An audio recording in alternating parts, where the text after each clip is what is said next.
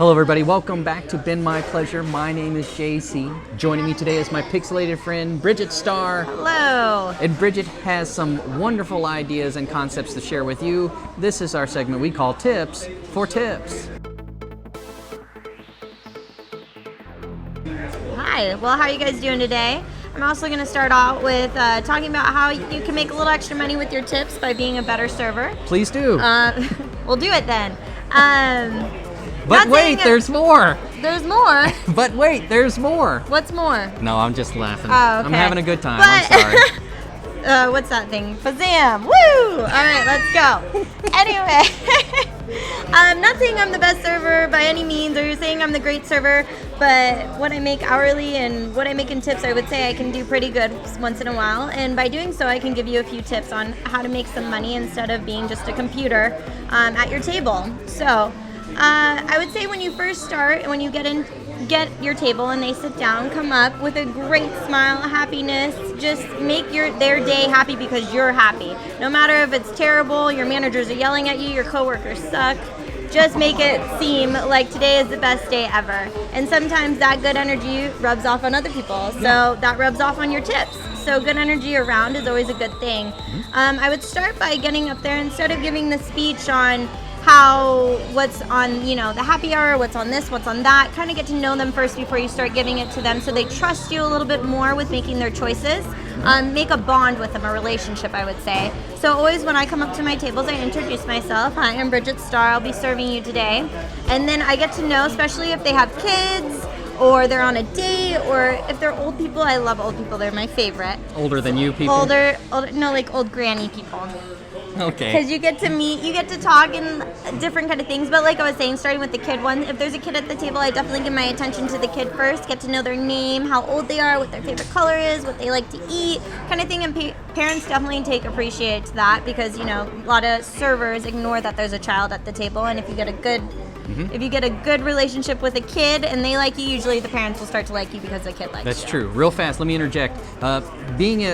Developing that relationship with the child right away also helps you to maintain stability at the table, so that they're not running around and jumping around. They start to see you as a respectful authority figure as well. Then you can kind of guide them not to run around the restaurant, for example. And the parents appreciate that too. If you walk by and you're like, hey, did you finish your broccoli? Because I'm not bringing the dessert out, because I have control of the dessert and the parents don't this time. They'll sit there and they'll eat their broccoli because I'm not bringing dessert until mom and dad says it's okay, or I say it's okay. And sometimes you can make it a game with them, and it's more fun than when their parents say it. Yeah.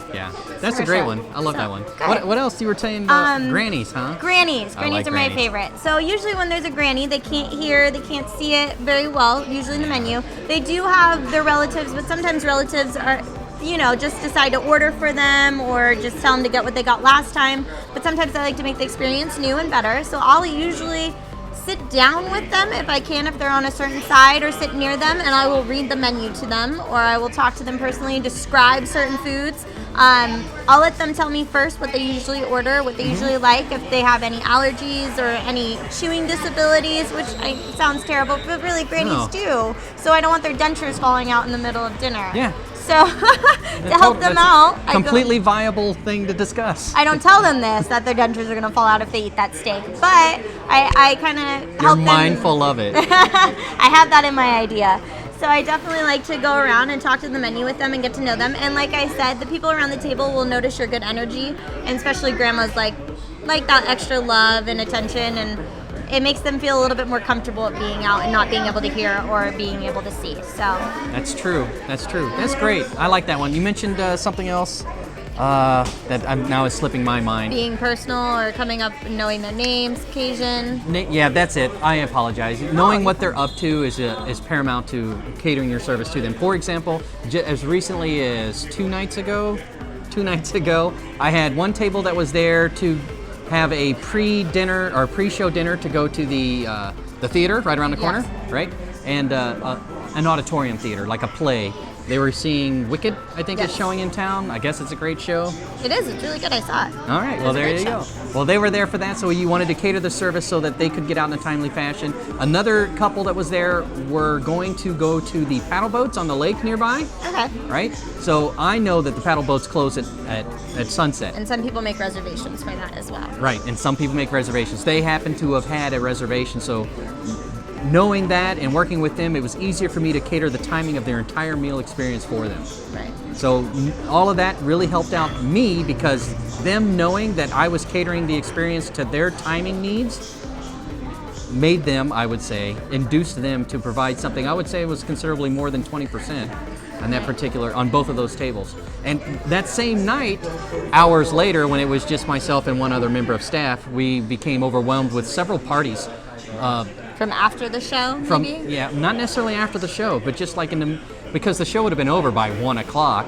But we had an unusual number of guests arrived at that time. But there was a couple that was there that got there just as those parties started showing up, and going up to that table and letting that table know. For example, if you have a table of 2 and a party of 12 that comes in, go and talk to that table of 2 because I did. I let them know that I was there specifically to get ahead of the game so that they wouldn't be neglected for the larger party. Because a lot of guests will look at that and think that you're just going over to that larger party and helping them out because there's more money to be made there. But if you take the time to handle the smaller group size, the smaller party, and make sure that their dinner is enjoyable, it really worked out for me. I got a 50% gratuity on that table, which, you know, for 2 people compared to 12 people, whom the 12 people side only gave me about 15%. Total of the But bill. yeah, but that's what happens because it was a birthday party, and And sometimes the service can't be there. sometimes birthday parties are a wonderful time and everybody does very well, and sometimes they're just raucous get-togethers of friends who could have just as easily gone out to the bar. And let's face it, if you're celebrating a birthday party at 1 o'clock in the morning, they brought cake. But you know, it's Having a little fun there without you. yeah, but yeah, that's what that is. So yeah. To add to that, though, how Yes. you were talking about different parties and how you can spread your time out, sometimes you do get really busy with rushes. What I try to always do is have, every time I go to the table, I'm memorable in some way by talking to them. Even if I'm in a rush and I'm only able to drop off their drinks and I have to go, I can't sit there and chit-chat and get to know them personally. I'll come up with a joke. I'll know what they're going to go see and throw a little comment in. Just like you were saying, the show, even if you haven't seen it yet, I always throw out, I'm like, oh, I would love to see that show. Like, I heard great Yeah. reviews about it. That's awesome. What time are you going at? Kind of get to know them, get their opinion, see what they say, get them excited about what they're going to do after this, and then be able to move on to the next table. And like I said, when you greet them, you get to learn a little bit. You only get a little bit of time to figure out what they're doing. And every time you go by, you can always make a joke about something or have something to talk about, but get in and get out. And you can still make that money even if it's a busy time. But definitely, we talked about earlier was saying that certain tables, if you get more time to work with them, you can make better tips because you get to sit down and make a personal bond. But in some cases, you don't have the time to do so. So by doing that, like I said, come up with something memorable, come up with a funny line, come up with a joke with your table. So every time you walk by, you don't even have to talk to them. You just have to make a look or, you know, some kind of connection with your table more than just like, hey, here's your drink, here's your food, here's your check. Have a good day. Yeah, it goes both ways. Quality versus quantity goes both ways. Yes. Yeah. Well, thanks for those tips, Bridget. No problem. I appreciate Anytime. it. Oh, excellent. My friends, if you've enjoyed Bridget's tips, give her a thumbs up. Let her know that you did. And if you'd like to see more like that on this channel, feel free to subscribe by clicking on her pixelated face. Look at that mug. Blah, blah, blah, blah. Once again, I'm going to wrap up by letting you know we're filming live via recorded message here at The Attic in Phoenix, Arizona. If you're in the greater Phoenix metropolitan area, do yourself a favor. Come on down to 44th Street and Indian School and stop by The Attic.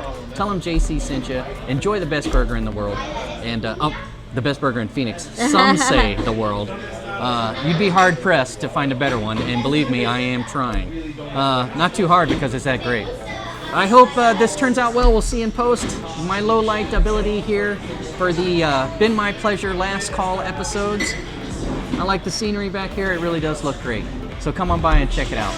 Anyways, I think I've covered all the points. I hope these tips help you out and get you better tips. If they do, leave a comment below and let us know. If you have a tip that you think we should share with others, let me know too. I'd be happy to do so. But until next time, my name is JC. It has been my pleasure.